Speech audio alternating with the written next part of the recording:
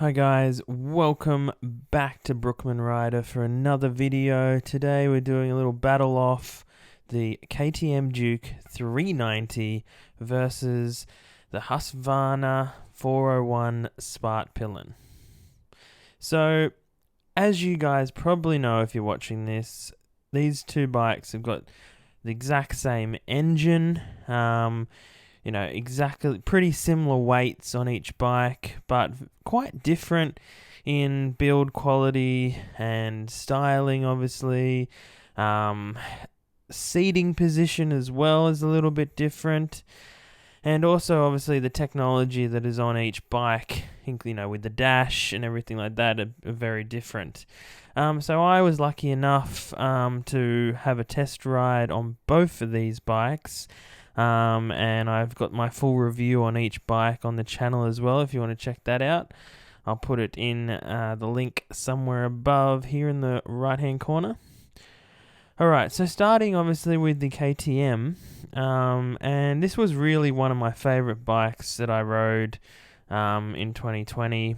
It was a fantastic bike.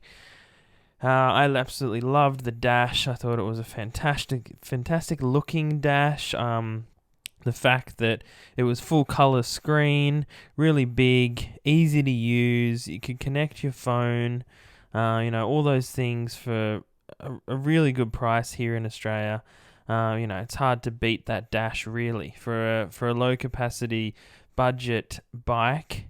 Under $8,000, brand new here in Australia. This dash is fantastic. Alright, now getting on to the styling of this bike. The KTM, obviously, very much KTM styling. All the Dukes are pretty similar. I'm a little bit on the fence about the styling of the... I wish they would have done an all black paint scheme. That's probably my only real big gripe about it. I think if they got rid of... I know it's KTM orange and you've got to have that, but would be really nice to see them do a sort of blacked out version like they do with the 1290 Super Duke. So yeah, hopefully one day maybe we might see that, but at the moment it's just I don't know, paint schemes and the styling. At the front, obviously it looks like a baby 1290 Super Duke, but it does, some of the little plastics do look a bit cheap. They could have done a little bit more with the switch gear, stuff like that. Obviously the mirrors, they're not fantastic. I'd definitely switch them out and put some bar end mirrors on there.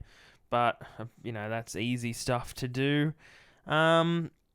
This bike feels super agile, super light, and this engine obviously super, super torquey. It's a fantastic engine. It does run out of puff quite quickly. Up high, and it hits the limiter pretty quick. But around town, this bike is just fantastic. It's really, I think one of the best bikes for around town, and I would consider it.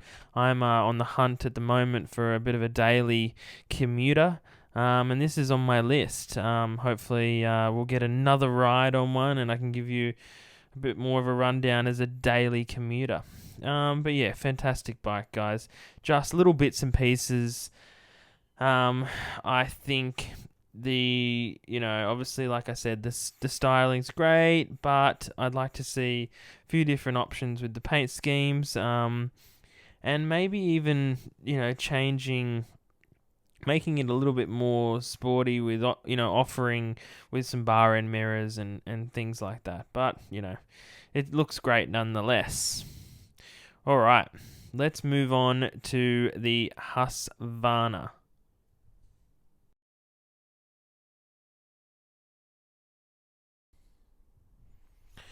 Alright, now, the Husqvarna 401 Svartpilen.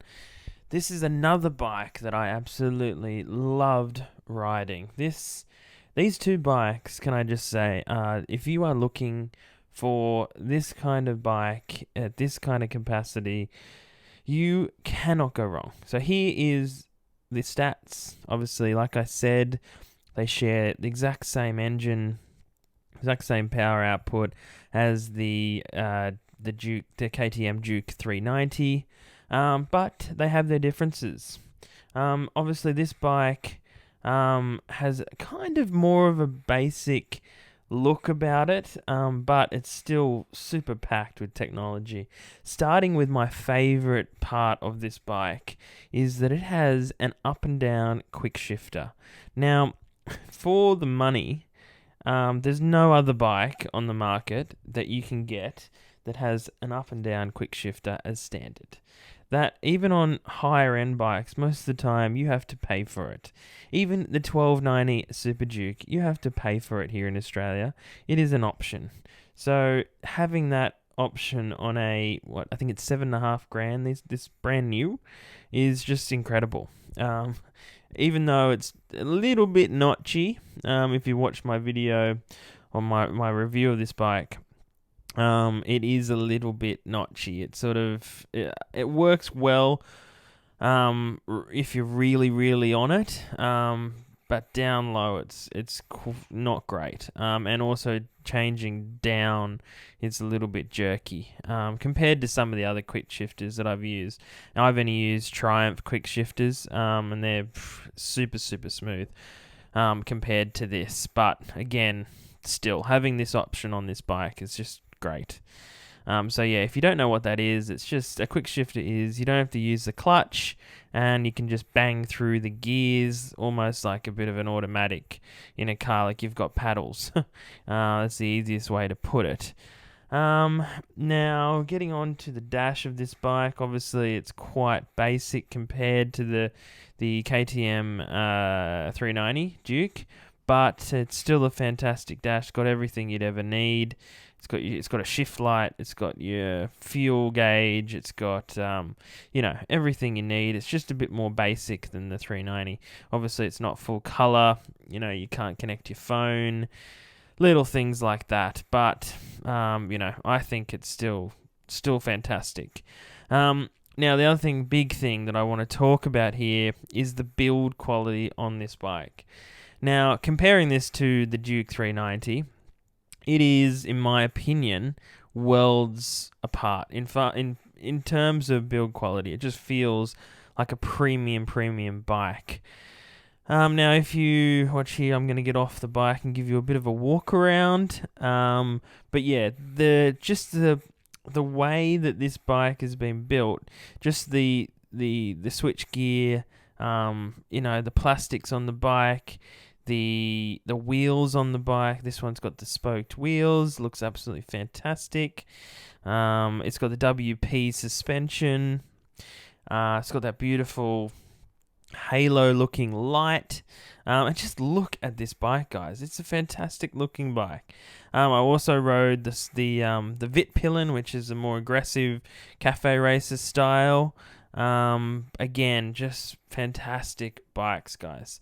Look at this bike. I think this is hands down the best looking small capacity bike you can buy. Full stop. Fantastic.